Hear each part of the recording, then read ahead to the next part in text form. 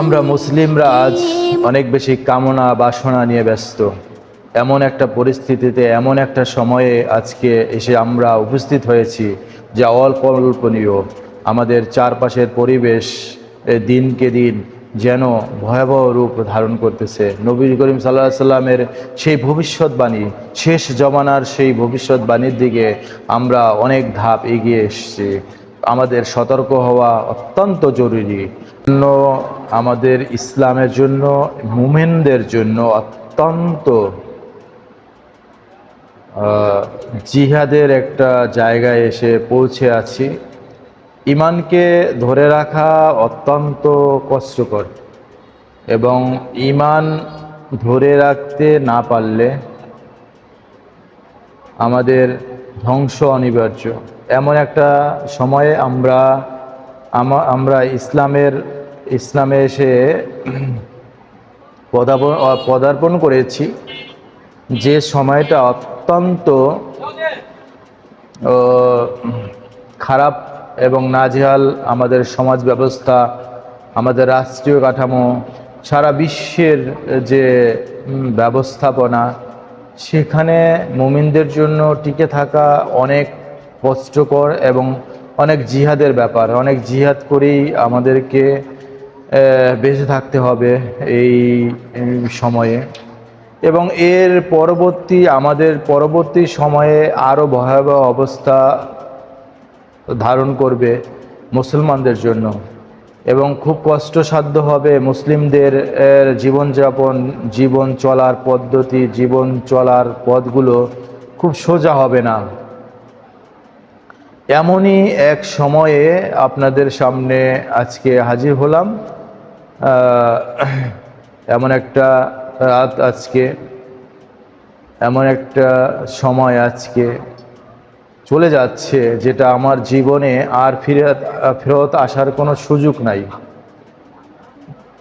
তো এক নজরে কোরআন থেকে তাফসির শুরু করেছি। হয়তো অনেকে দেখার সুযোগ হয়েছে, যাদের সৌভাগ্য হয়েছে তারা শুনতে পেরেছেন, যাদের সৌভাগ্য হয়নি তারা শুনতে পাননি। আশা করি সবাইকে আল্লাহ তাআলা কবুল করুক যে এই তাফসির শোনার এবং বোঝার এবং সে অনুযায়ী আমল করার। আজকে সূরা রাদ নিয়ে কথা বলবো।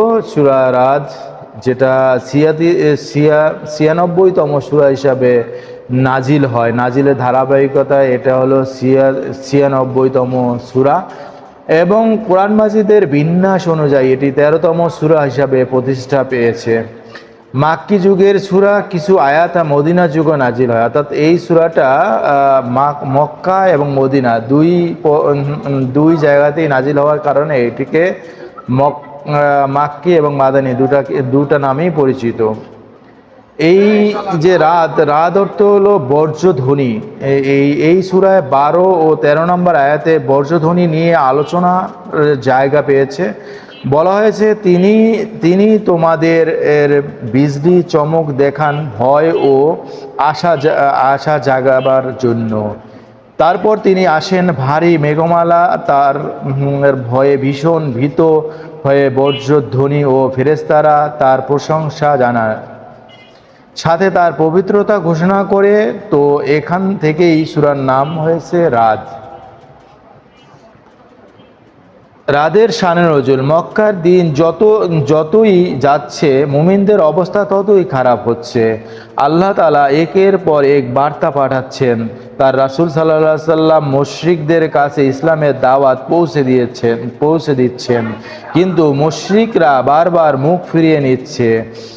মুমিনরা সে সময় ভাবতে লাগলো, এমন অলৌকিক কিছু যদি ঘটতো যা দেখে এরা ঈমানদার হয়ে যেত। তখন আল্লাহ জানিয়ে দিলেন, এখন আর এই রীতি কার্যকর না, আর কার্যকর থাকলেও কোনো লাভ হতো না, কবর থেকে মরা মানুষ উঠে এসে এদের সাথে কথা বললেও এরা ঈমান আনবে না। জাদু বা অন্য কিছু বলে পাশ কাটিয়ে যাবে। তবুও এই সূরা নাজিল হয় মুশরিকদেরকে নসিহত করতে, বোঝাতে, ঈমানের পথে উঠে আসার আহ্বান জানাতে।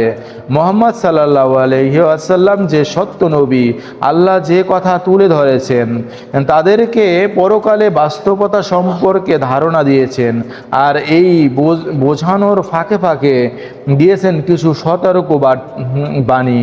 মোট কথা, তাওহীদ, রিসালাত ও আখিরাত ঈমানের এই গুরুত্বপূর্ণ তিনটি মৌলিক বিষয় সম্পর্কে পর্যাপ্ত ধারণা দিতেই এই সূরাটি নাজিল হয়। এভাবে বোঝানোর পরও কেউ যদি এ থেকে মুখ ফিরিয়ে নেয় তাহলে তাদের জন্য থাকবে জাহান্নামের দাউ দাউ করা আগুন। আল্লাহ আরও জানালেন, অনেকগুলো বছর মুসলিমরা যে কষ্ট স্বীকার করেছে তাদের এই পুরস্কার তিনি পরকালে দেবেন, এই আশায় মুমিনদের প্রশান্তি দেয়। ফজিলত: কোরআনের যেসব সূরার কলেবর 100 আয়াতের কম তাদেরকে বলা হয় মাসানি। ইনজিলের পরিবর্তে আল্লাহ তাআলা মাসানি সূরাগুলো নবীজিকে উপহার দিয়েছেন। এরকম একটি সূরা হলো সূরা রাদ। এক লোক রাসূল সাল্লাল্লাহু আলাইহি সাল্লামের কাছে এসে বললেন, হে আল্লাহর রাসূল, আমাকে কোরআন শেখান। নবীজি বললেন, যে সূরাগুলো শুরুতে আলিফ লাম রা আছে সেরকম 3টি সূরা পড়ো। সূরা রাদ এমন সূরাগুলোর মাঝে অন্যতম।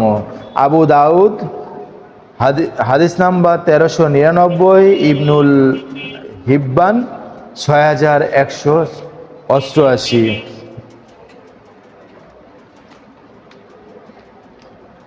গতিপথ: বরাবর মতোই গতিপথকে 4 ভাগে ভাগ করা হয়েছে। 1 নম্বরে বলা হয়েছে ওহী মানুষের অন্ধকার থেকে আলোর পথে নিয়ে আসে, সত্য মিথ্যার পার্থক্য করতে শেখায়।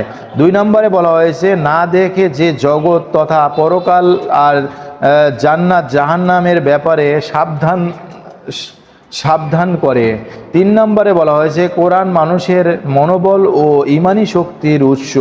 যত বেশি কোরআন পড়া যাবে জালিমের ভয় ততই ঠুনকো মনে হবে। 4 নম্বরে দুনিয়ার অন্য কোনো জ্ঞান মানুষকে প্রজ্ঞাবান ও বিচক্ষণ বানাতে পারে না, এটা শুধুমাত্র কোরআনের দ্বারাই সম্ভব। কেস স্টাডি: এই সূরায় বলা হয়েছে কেবল তার কাছেই সত্যিকার অর্থে সাহায্য প্রার্থনা করা যায়, অর্থাৎ মানুষ আন্তরিকভাবে কেবলমাত্র আল্লাহর কাছেই সাহায্য চাইতে পারে। এরপর বলা হয়েছে কাফিরদের দোয়া বা সাহায্য চাওয়ার পুরোপুরি নষ্ট বা বাতিল, কেননা ওরা মন থেকে আল্লাহর কৃতত্ব মেনে নেয় না, সাহায্য প্রার্থনা করে বাতিল ইলাহাদের কাছে। কাফিরদের এই কার্যকলাপ নিয়ে আমাদেরকে চিন্তা ভাবনা করতে হবে। এটা আমাদের জন্য ইঙ্গিত যে আমাদের ইবাদত ও আত্মসমর্পণ খাঁটি করে নেওয়া দরকার। নিজেকে প্রশ্ন করি, চলুন আমাদের যতটুকু ইবাদত যতটুকু কি আল্লাহর জন্য? আমি কি নামাজ পড়ি কেবল আল্লাহর জন্য?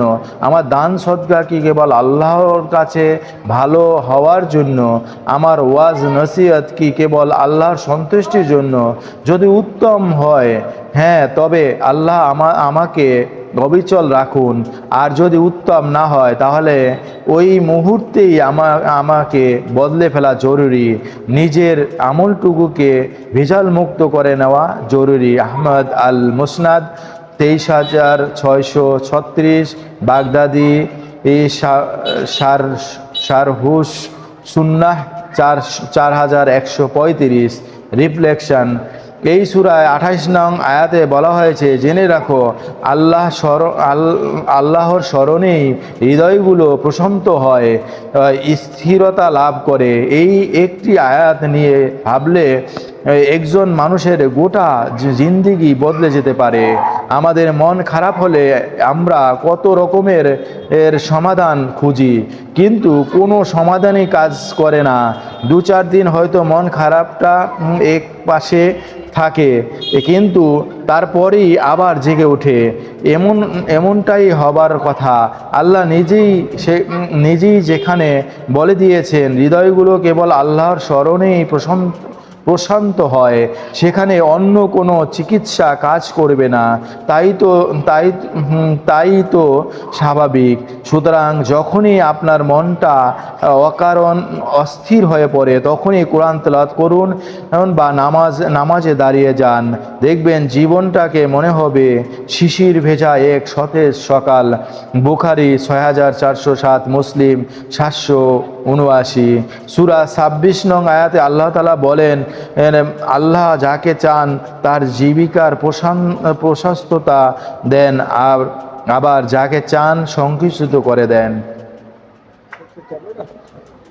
এই একটি আয়াত আপনার পুরো মাইন্ড সেটআপ বদলে দিতে পারে। রিজিকের পেছনে আমরা কেবল ছুটেই চলছি, কিভাবে আরও 2 পয়সা ইনকাম করা যায় সেই চিন্তা আমাদের মাথায় ঘুরপাক খেতে থাকে সব সময়। এদিকে আমল নেই, রিজিক নেই, কিন্তু এমন কর্মকাণ্ড তো মুসলমানদের শোভা পায় না। আমরা অবশ্যই রিজিকে তালাশ করব, কারণ আল্লাহই আমাদেরকে এমনটা আদেশ করেছেন। আর রিজিকের প্রশস্ততাও আল্লাহর হাতেই। যিনি যাকে চান তার জীবিকা ও প্রশস্ততা দেন, তাই আমলের উপর জোর দেওয়া জরুরি। তিরমিজি হাদিস নাম্বার 2485। ওভারভিউ, অর্থাৎ এই সূরায় কোন আয়াতে কি বলা হয়েছে? সূরার 1 থেকে 4 নম্বর আয়াতে বলা হয়েছে কোরআনের সত্যতা ও আল্লাহর ক্ষমতার নিদর্শন বর্ণনা করা হয়েছে। 5 থেকে 7 নম্বর আয়াতে আল্লাহ তাআলা বলেছেন পরকালের ব্যাপারে মুশরিকদের অবিশ্বাসের ব্যাপারটাকে তুলে ধরা হয়েছে। 8 থেকে 16 নম্বর আয়াতে বলা হয়েছে আল্লাহর জ্ঞান চারদিকে বিস্তৃত, তার ক্ষমতা অসীম, সবকিছু তারই বেঁধে দেওয়া নিয়মের অধীন। 17 থেকে 25 নম্বর আয়াতে বলা হয়েছে মুমিন এবং কাফির উভয়ই শ্রেণীর বৈশিষ্ট্য ও পরিণতি আলোচনা করা হয়েছে। 26 থেকে 28 নম্বরে মহামারীর মহিমান আল্লাহর পক্ষ থেকে বিধান ও নির্দেশিকা দেওয়া হয়েছে।